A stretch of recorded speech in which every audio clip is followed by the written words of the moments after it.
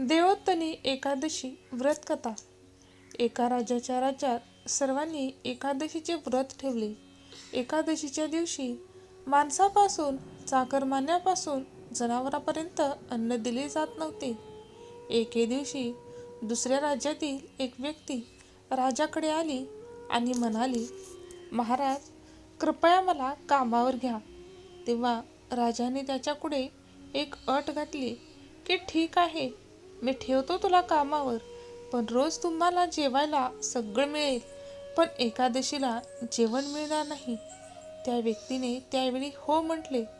पण एकादशीच्या दिवशी त्याला अन्नपदार्थ दिल्यावर तो राजासमोर जाऊन विनवणी करू लागला, महाराज, माझे याने पोट भरणार नाही, मी भुकेने मरेल, मला अन्न द्या.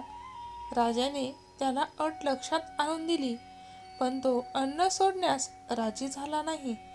नंतर राजाने त्याला मीठ, डाळ, तांदूळ इत्यादी दिले.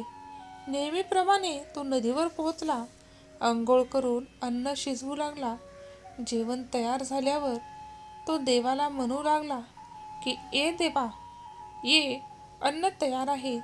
तिच्या हाकेवर भगवान श्रीकृष्ण पितांबर धारण करून चतुर्भुज रूपामध्ये आले आणि त्याच्यासोबत प्रेमाने भोजन करू लागले. अन्न खाऊन देव अंतर्धान पावला आणि तो आपल्या कामाला गेला. 15 दिवसांनी पुढच्या एकादशीला तो राजाला म्हणू लागला, महाराज, मला दुप्पट माल द्या. त्या दिवशी मी उपाशी राहिलो. राजाने कारण विचारले असता त्यांनी सांगितले की देवही आपल्यासोबत जेवतो, म्हणूनच ही सामग्री आम्हा दोघांसाठी पूर्ण नाही होत. हे ऐकून राजाला फार आश्चर्य वाटले. तो म्हणाला, देव तुझ्यासोबत खातो यावर माझा विश्वास बसत नाही. मी व्रत आणि उपासना पाळतो, पण देव मला कधीच दिसला नाही.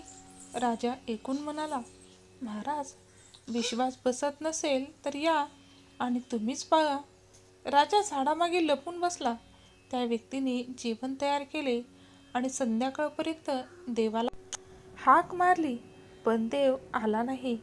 शेवटी तो म्हणाला, अरे देवा, तू आला नाही तर मी नदीत उडी मारून जीव देईन, पण देव काही आला नाही. मग प्राण अर्पण करण्याच्या उद्देशाने तो नदीकडे निघाला.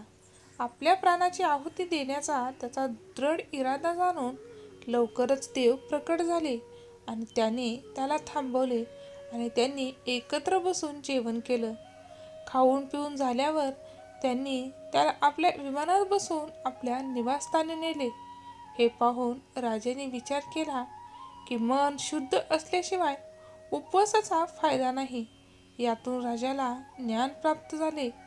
त्यानेही मनापासून उपवास सुरू केले आणि शेवटी स्वर्गप्राप्ती झाली. देवप्रबोधिनी एकादशीची दुसरी व्रत कथा. एक राजा होता. त्याच्या राज्यात लोक सुखी होते. एकादशीला कोणीही अन्न विकले नाही. प्रत्येकजण फळे खात असे.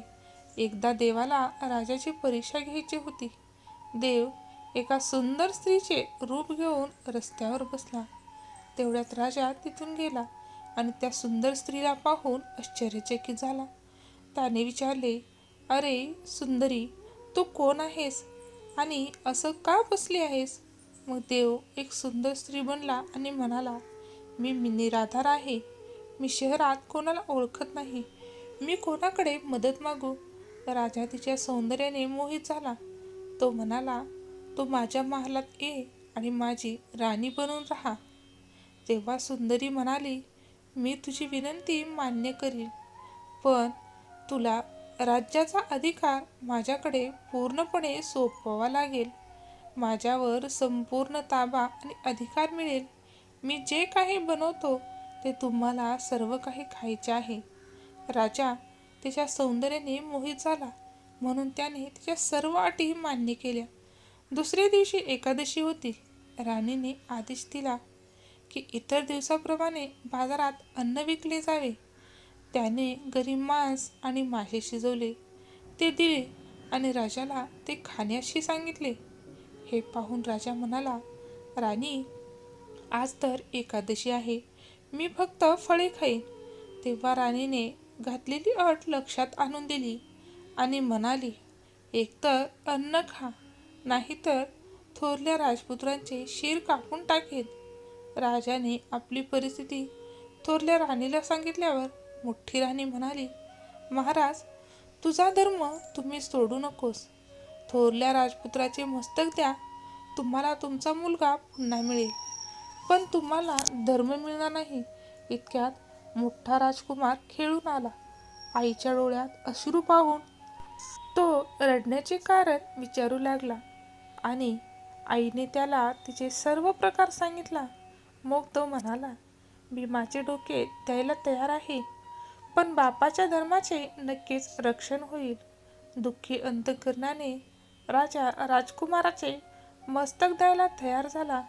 तेव्हा भगवान विष्णू राणीच्या रूपात प्रकट झाले आणि त्यांनी खरी गोष्ट काय होती ती सांगितली आणि म्हणाले, राजा, तू ही परीक्षा उत्तीर्ण झाला आहेस. देवाने प्रसन्न मनाने राजाला वरदान मागायला सांगितले.